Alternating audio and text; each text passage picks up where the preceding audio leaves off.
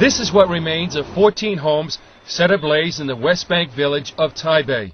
An angry Muslim mob from a neighboring village attacked the Christian town last September. They said they were avenging the dishonor of a Muslim woman allegedly impregnated by a Christian employer from Taipei. Taipei is the only West Bank village completely inhabited by Christians, about 2,000 of them. It was originally called Ephraim. It's mentioned in the Old Testament and in the book of John as a village where Jesus stayed. Mayor David Horry says the attack would not have occurred if Taipei were a Muslim village instead of a Christian one. It happened many times between Muslim and Muslim, and what they did is most times they would just marry the girl off. And have they gave us a chance and proved that this pregnancy was from the man from Taipei, maybe we would have married him off to that girl. Palestinian officials are downplaying what happened here, depicting it as a dispute between families, the result of an out-of-wedlock romance. But some villages insist the incident was pure religious hatred. Taipei Christians were used as scapegoats. Some of the 400 attackers were reportedly heard shouting, "Allahu Akbar, God is great," as they threw Molotov cocktails at Christian houses. We've hidden the identity of this West Bank evangelist for his protection. We'll call him Nadim. He suggests Palestinian authorities are covering up a larger problem, a rising tide of Muslim intolerance and violence directed against the Christian minority. It's a downplay in order to avoid a bigger issue, which would be a fight on the village level when you have villages attacking other villages. It's easier for them to downplay it in order to avoid the bigger problem, which I don't know there will be enough officials around to handle it if it were to come about. The attack on the village of Taipei is one more example of the precarious position of Christians in the West Bank and throughout the Middle East. Last February, hundreds of Druze Muslims attacked Palestinian Christians in the northern Israeli village of Mugar. Rioters damaged 125 homes and businesses after a Druze teenager spread the false rumor that Christians had posted pornographic images of Druze women on the internet. Palestinian Christians are in very dire straits. International human rights attorney Justice Weiner has researched the plight of Palestinian Christians for more than 8 years. His findings were recently published by the Jerusalem Center for Public Affairs. Weiner says Palestinian Christians are now living in fear because persecution against them is increasing.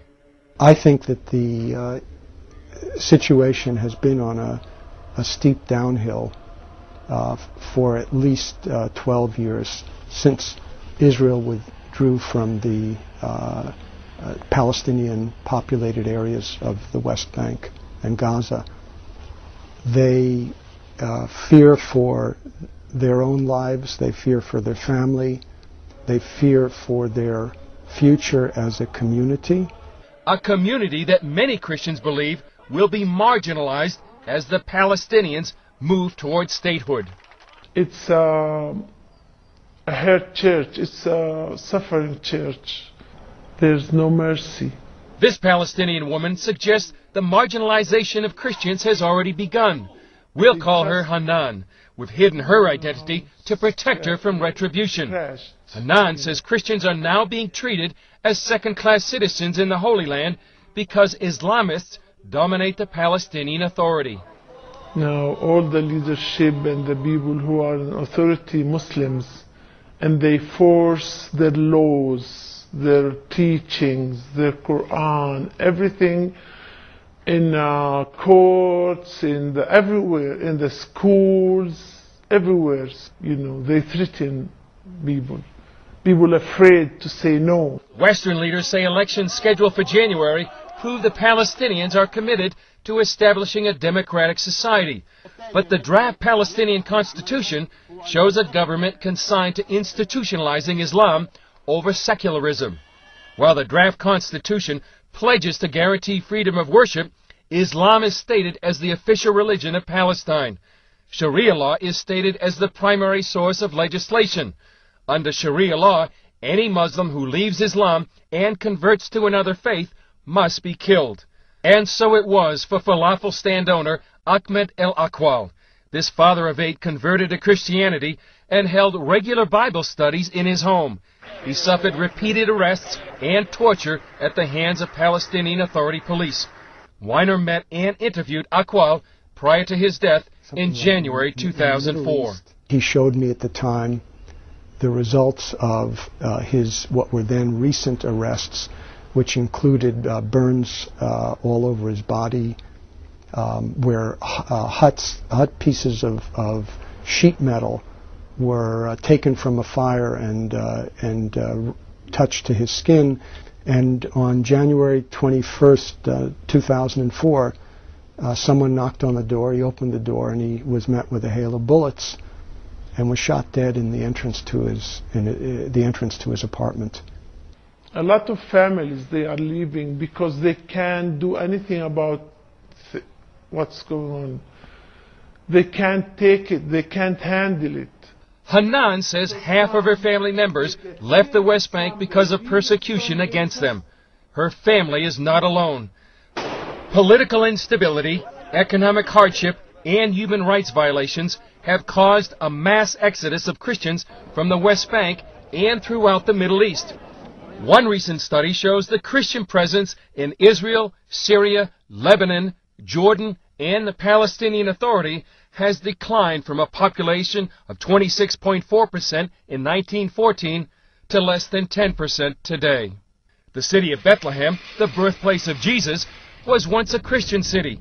Several decades ago, it was perhaps more than 80% Christian. Today, the Christian population has declined to less than 15%.